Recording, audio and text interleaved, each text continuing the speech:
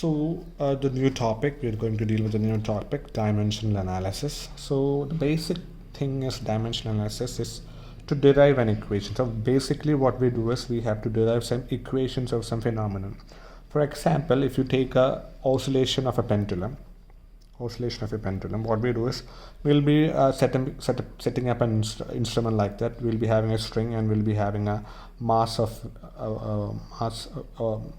a bob of mass m, then we'll be just swinging it to this side and we'll be just leaving it, so it will be oscillating to and fro, and we'll be counting the number of oscillations per minute, and we'll be calculating the time period of oscillation. So this is a particular experimental setup, and at the same time we need to derive the equation for it. So for deriving the equations, we use a technique called as dimension analysis, and the basic uses of dimension analysis are different things.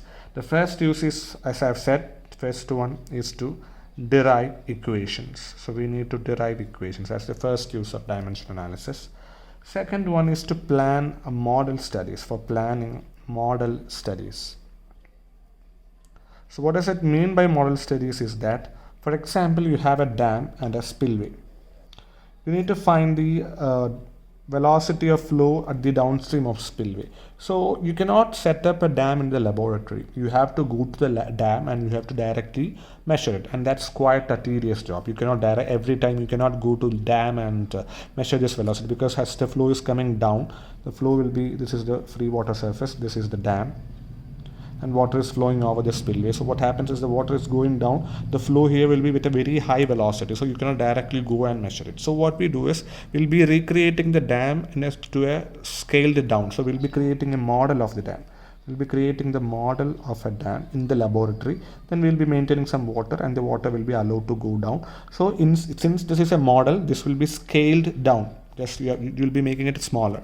So when you make it smaller, what happens is you can have the velocity under control. You'll be measuring this velocity. So what you're doing is the actual structure is being replaced by a replica, and this replica is called as the model. And this is the model study. So we'll be doing all the studies on this model, and that's what called as the model studies. For model studies also we'll be using dimensional analysis. And last one is testing the homogeneity of equation. Testing the homogeneity of equation.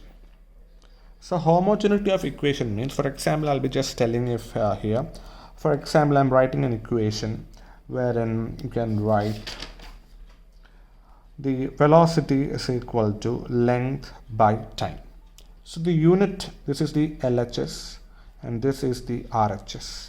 So if you're seeing in the LHS, the velocity, the unit is meter per second. RHS, if you take the unit for length is meter, unit for time is second. So length by time makes it meter per second. So in LHS and RHS, both you have same dimension, same units, and such an equation is called as dimensionally homogeneous equation. Dimensionally homogeneous equation. But at the same time, if I take this example for velocity itself, for example, I'm taking Manning's equation. According to Manning's equation, V is equal to 1 by n, r raised to 2 by 3, s naught raised to 1 by 2. So this is the famous Manning's equation. Manning's n does not have any unit, and the unit of r is nothing but a by p. Area, it's meter square, metric perimeter is meter, so the unit is meter. And the unit for bed slope is nothing. So there's no bed slope, there's no unit for bed slope. So here in the LHS, the unit is meter per second. RHS, n doesn't have any unit, s naught doesn't have any unit. Only r has got unit, that is m, and r raised to 2 by 3 means it is m raised to 2 by 3. In LHS you have unit meter per second. In RHS you have got unit as meter square per meter raised to 2 by 3. Both are not same. So in LHS and RHS you don't have the same unit, yet this equation is valid. So such an equation is called as dimensionally non-homogeneous equation. Dimensionally non-homogeneous equation. There are two types of equation, dimensionally homogeneous equation and dimensionally non-homogeneous equation. This is one way. These are the different uses of our dimensional analysis.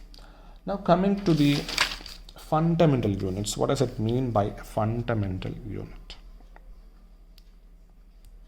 There's something called as fundamental or primary dimensions. So these are the dimensions which cannot be derived from anything. For example, length. You cannot derive length from something. Length is the basic thing. Similarly, if you write area, we know that area is the unit is meter square. It is length by length or length by breadth. So what happens here is, if you're taking area is being derived from length and breadth, isn't it? So area is not a fundamental or primary dimension, but length or breadth is a fundamental dimension. Similarly, if I take diameter, so diameter we cannot derive it from diameter or rather radius.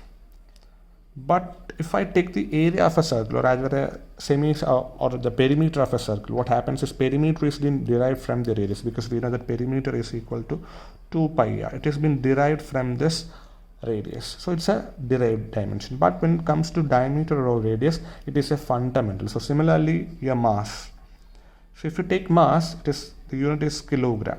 That is a fundamental dimension. So basically we have got different fundamental dimensions. Some of them are mass represented by m. So that generally the dimension will be shown in a square bracket. Similarly, length. The length can be radius, diameter, breadth, or whatever it is. So it is represented by L. And time represented by T. And similarly, for temperature, we will be using theta. So this is how we will be representing the fundamental dimension. Basically, we have got different dimensions, but for our calculations and study, we will be basically using mass, length, time, and temperature. But coming to secondary or derived dimensions. Secondary or derived dimensions. So these dimensions are derived from the primary dimension. As I've already said, if you have got area, or similarly if you have got velocity. If you write velocity is nothing but length by time. So length is for L and T. So this L by T.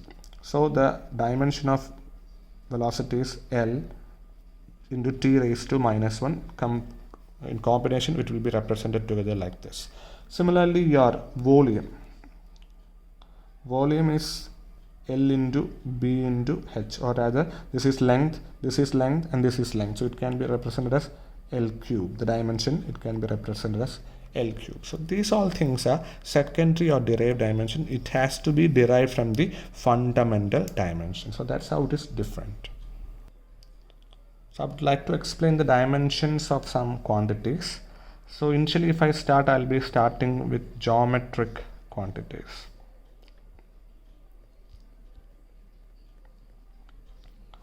So as you know, for geometric quantities, for length, if it is length, we will be representing it as L. For area, the unit is meter square. So meter square means it's 2 times, or rather square times the length, L square, because length. And if it is volume, the unit is meter cube, so it becomes L cube. Similarly, for kinematic quantities means wherein which your force does not have any importance. You won't be considering the forces there. For example, time is being represented as T. Similarly, velocity, the unit we know, it is meter per second. Meter is fundamental, second is fundamental, so it becomes length and T raised to minus 1, L T raised to minus 1. Similarly, if you have got acceleration, the unit is meter per second square. So meter, it is L, and S square is T raised to minus 1. So it is meter per second square. Similarly, if you have got discharge, the unit is meter cube per second. So meter cube per second means L cube T raised to minus 1. And coming to one thing, kinematic viscosity. I hope you remember the unit of kinematic viscosity. It is nothing but meter square per second. So the dimension will be L square T raised to minus 1. So these are the kinematic quantities and its dimension. Similarly, coming to its dynamic quantities. So dynamic quantities wherein which forces will be having some role. So for dynamic quantities, your forces will be having some role. For example, mass. Mass means it's the weight which is acting down, or rather the uh, mass in it, the matter in it. So it is M. So similarly, force. Force can be weight, it can be any kind of force. So force is nothing, we know that it's Newton. So if you go for Newton, we know that force is equal to mass into acceleration. The unit of force is Newton, mass is kilogram, acceleration is meter per second square. So you can always remember Newton is nothing but kilogram meter per second square. If that's the case, the equation or rather the dimension for Newton is, for kilogram it is mass, for meter it is length, for per square it is time raised to -2. So this is how you write the equation for force. Similarly, if it is mass density, if you know that mass density is nothing but kilogram per meter cube. So kilogram means it is mass and meter cube means L raised to -2. This is per meter cube. So you can similarly write the equation, make it to basic units, and you can directly find the dimensional formula. So these things are the things in the square bracket is called as the dimensional formula. For whatever it has been given, you have to write the formula, then you have to just convert it into the basic. Basic means either kilogram, meter and second. So this is the basic. Convert it to this, and if you have Newton, you can directly use 1 Newton is equal to kilogram meter per second square, and therein you can find every unit and make it to this fundamental units. That's it.